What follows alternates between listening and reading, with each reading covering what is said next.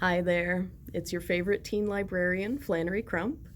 Thanks for joining me in this very haphazard blanket fort that I've made.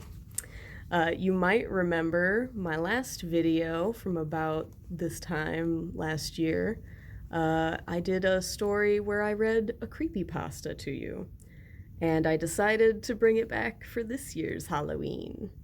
So join me, won't you, for a little bit of story time for older listeners. Speaking of which, I do want to provide a content warning before I start.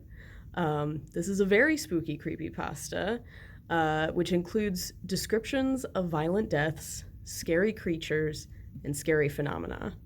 So if that is going to creep you out too much, please take care of your brain. Maybe give this one a miss.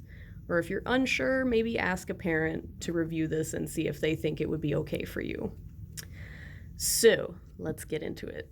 The creepypasta that I selected for today is, I'm actually just reading portions of it because it's much longer. It's called I'm a Search and Rescue Officer. Let's get into it. I'm a search and rescue officer for the U.S. Forest Service, and I have some stories to tell. I have a pretty good track record for finding missing people. Most of the time, they just wander off the path or slip down a small cliff and they can't find their way back. The majority of them have heard the old stay where you are thing, and they don't wander far. But I've had 2 cases where that didn't happen. Both bother me a lot, and I use them as motivation to search even harder on the missing persons cases I get called on. The first was a little boy who was out berry picking with his parents. He and his sister were together, and both of them went missing around the same time. Their parents lost sight of them for a few seconds, and in that time both the kids apparently wandered off.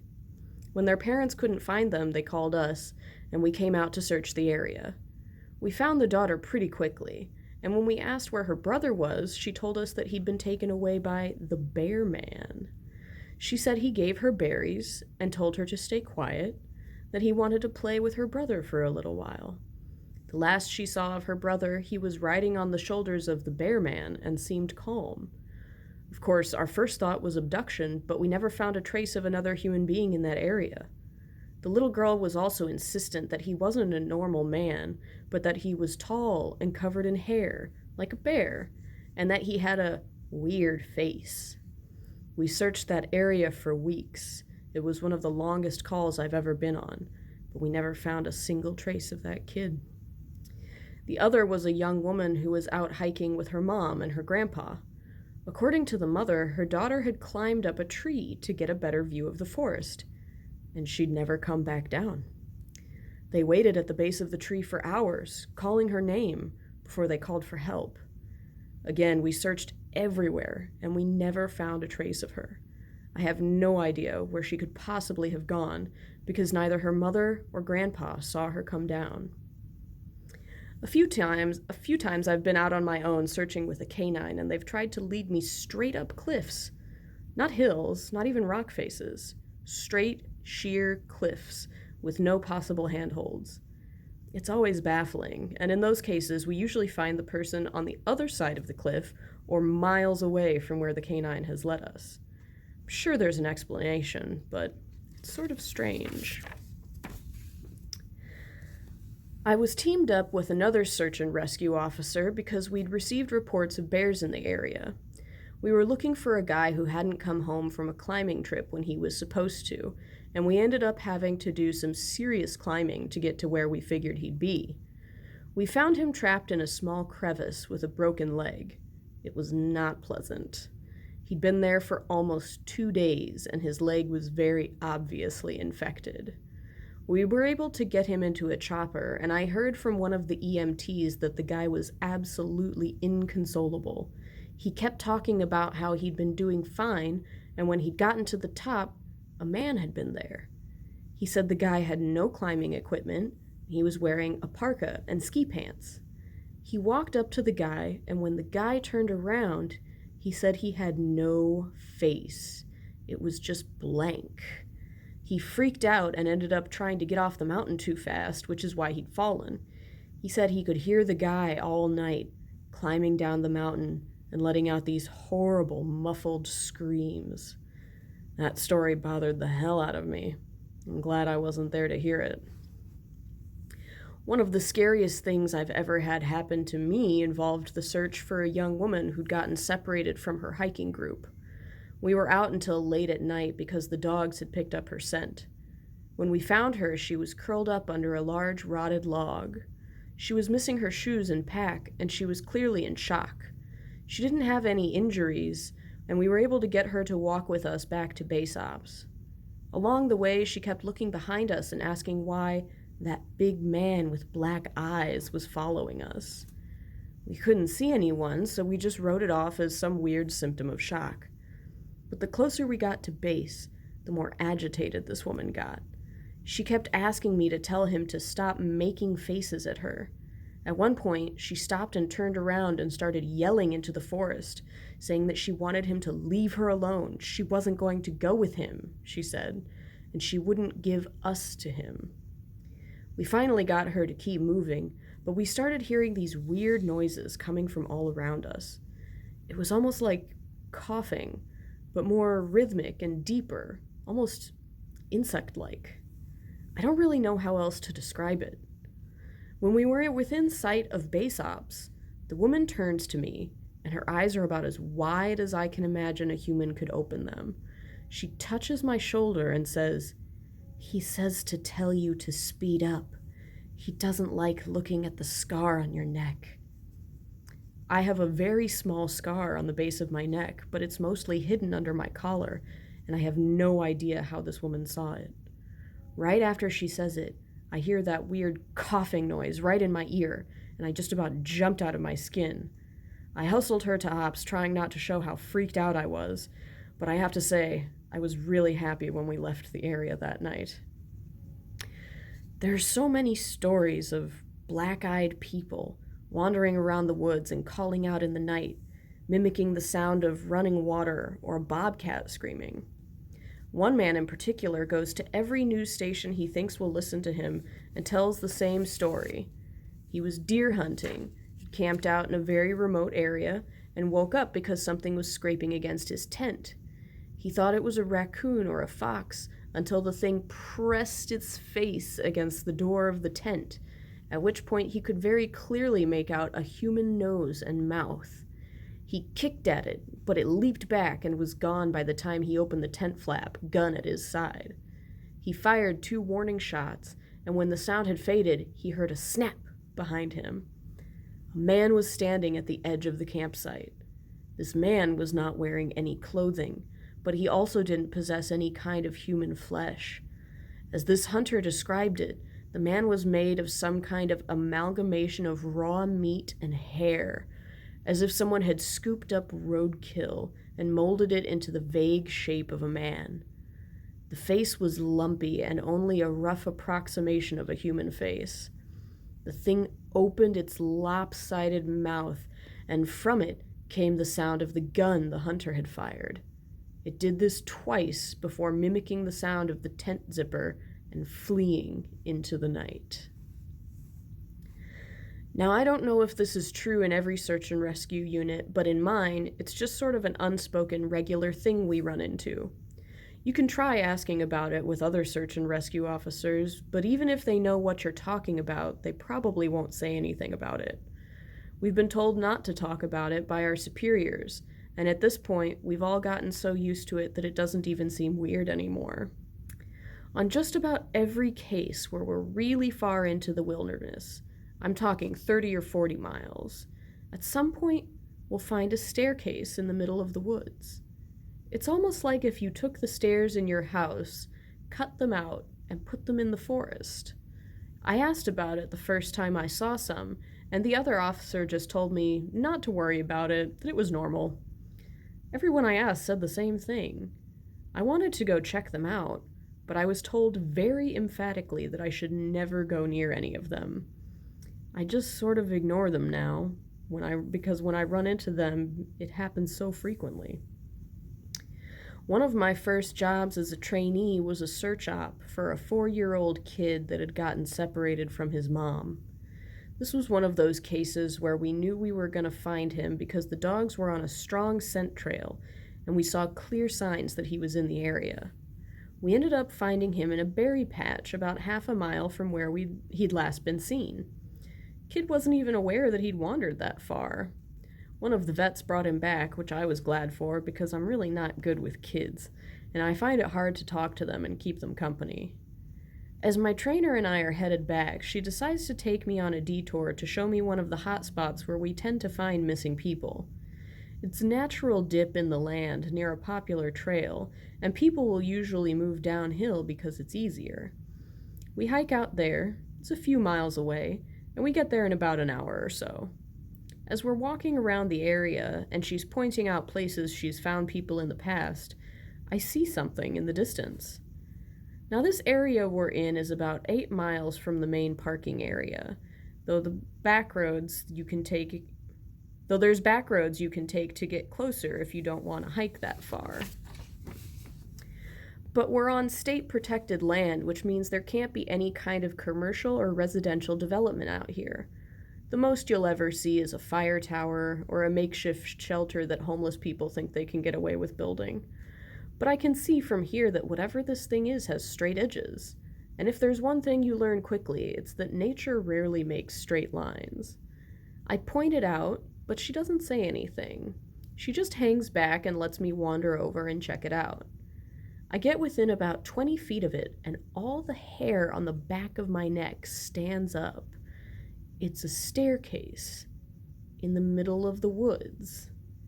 In the proper context, it would literally be the most benign thing ever. It's just a normal staircase with beige carpet and about 10 steps tall. But instead of being in a house, where it obviously should be, it's out here, in the middle of the woods. The sides aren't carpeted, obviously, and I can see the wood it's made of. It's almost like a video game glitch, where the house has failed to load completely and the stairs are the only thing visible. I stand there, and it's like my brain is working overtime to try and make sense of what I'm seeing. My trainer comes and stands next to me, and she just stands there casually, looking at it as if it's the least interesting thing in the world. I ask her what this thing is doing here, and she just chuckles. "Get used to it, rookie. You're gonna see a lot of them." I start to move closer, but she grabs my arm, hard. "I wouldn't do that," she says. Her voice is casual, but her grip is tight, and I just stand there looking at her. "You're gonna see them all the time, but don't go near them. Don't touch them, and don't go up them. Just ignore them." I start to ask her about it, but something in the way she's looking at me tells me that it's best if I don't. We end up moving on, and the subject doesn't come up again for the rest of my training. She was right, though. I'd say about every 5th call I go on, I end up running across a set of stairs. Sometimes they're relatively close to the path, maybe within 2 or 3 miles. Sometimes they're 20, 30 miles out, literally in the middle of nowhere, and I only find them during the broadcast searches or training weekends. They're usually in good condition, but sometimes it looks like they've been out there for miles. All different kinds, all different sizes. The biggest I ever saw looked like they came out of a turn-of-the-century mansion, and they were at least 10 feet wide, with steps leading up at least 15 or 20 feet. I've tried talking about it with people, but they just give me the same response my trainer did. "It's normal, don't worry about it, they're not a big deal, but don't go close to them or up them." When trainees ask me about it now, I give them the same response. I don't really know what else to tell them. I'm really hoping someday I get a better answer, but it hasn't happened yet. By pure coincidence, I got to talk to another vet, PB, who's been in the search and rescue field for years. We were partnered on a grid sweep during a training exercise, and we were chatting casually about how we liked the job, what kinds of things we'd seen, and the like. At one point, we passed an old set of stairs, though these were probably from an old fire lookout given the area that we were in. I sort of casually mentioned that I was curious about the stairs and that I wished I knew more about them. He got kind of quiet and looked like he wanted to tell me something, but wasn't sure if he should. Finally, he told me to turn my radio off. Obviously, this is something we are never, ever supposed to do, but I did it, and he did the same. About 7 years ago, he tells me, he was out on a call with a rookie. They were in an area of the park that's had a lot of strange reports and events. Disappearances, stories about lights in the forest, odd noises, things like that. The rookie was totally spooked, kept going on and on about things in the woods, according to PB. The guy wouldn't stop talking about the goat man, just on and on, goat man this and goat man that. Finally, I told him that there was plenty else to be afraid of out here that was very real, and that he'd better get over this thing with the goat man. The rookie wanted to know what kinds of things I was talking about, and I just told him to shut up and walk. We crested a little ridge, and there was a staircase about 10 yards ahead. The rookie stops dead in his tracks and just stands there looking at them. I tell him, "See? That's something you should be afraid of." The rookie asks me what the heck these are doing out here, and for some reason I just open up and tell him the truth, or what I've been told is the truth. I could have gotten in a lot of trouble for doing what I did, and I could get in trouble for repeating it to you. But you're a nice kid, and I want you to stop looking into this. Quit while you're ahead. So I'll tell you what I know, under the condition that you never breathe a word of this to the Soups. I told him I wouldn't say a word, and he double-checks that our radios are off. When I first started out here, we were a little less tight-lipped about them and other things that happen out here. We warned people before they were even hired that there was weird stuff going on. I guess the Forest Service was tired of having such a massive turnover rate, and they wanted people to know what they were getting into. So they started having people sign these agreements that they wouldn't go to the media about what they were going to see. The Forest Service didn't want to scare people away, so the last thing they needed were spooked rookies running off to the media with stories of ghosts and haunted stairs. But eventually they found that the agreements weren't necessary. People not only didn't want to talk about what they saw, but wouldn't. A few times media tried to talk to people when kids or hikers would disappear, and no one would say a word. I can't really explain it. I guess we just don't really want to admit anything is wrong. This is our job, to be out in the woods every single day. We don't need to be spooked, and the best way to avoid that is to pretend like everything's okay. So I'll tell you everything I can think of, and after that I'm done talking about it for good. And I expect you not to bring it up around me, ever. The stairs have been out here as long as the parks have existed. We have records going back decades describing them. Sometimes people go up them and nothing happens. Other times... Look, I really don't like talking about this, but sometimes really bad stuff happens. I saw one guy get his hand sliced clean off when he got to the top step. He reached out to touch a tree branch, and it happened so fast. 1 second his hand was there, and the next it was gone. Completely clean wound. We didn't find his hand, and the guy almost died. Another time, a woman touched one of the stairs, and a blood vessel in her brain exploded. Literally exploded, like a water balloon. She sort of stumbled down and came over to me, and all she got out was, "I think something is wrong with me." She dropped like a sack of flour, dead before she hit the ground. I'll never forget the way the blood leaked into the inside of her eye. Before she died, I watched it turn red. I watched it happen, and there wasn't a single thing I could do to help. We warn people not to go anywhere near them, but there's always at least one idiot who does. And even if nothing happens to them, something bad always happens. Kids go missing as we're on their trail. Someone dies the next day, cut in half in a completely safe part of the park. I don't know why, but something bad always happens. I don't know exactly why they're out here, but it doesn't matter. They're here, And if we were smart, we'd tell our new officers exactly what they're capable of. We were both quiet for a little while. I was afraid to talk because I wasn't sure if he was done. He looked like he wanted to say something else. Finally, he spoke up again. Have you ever noticed how you can't find the same ones twice? I nodded, expecting him to continue, but he just stayed quiet, walking alongside me. And eventually he started a story about the biggest deer he'd ever seen in the park. I didn't bring up the subject again, and I didn't press him for any more stories. He dropped out of the op the next day. Apparently, he just left before the sun came up. He said he was sick. None of us have heard from him since he left. If you go out into the woods, I encourage you to be safe. Bring water, food, survival equipment. Let people know where you're going and when you'll be back. Don't go on uncharted paths unless you know exactly what you're doing. And above all, don't touch them. Don't look at them. Don't go up them.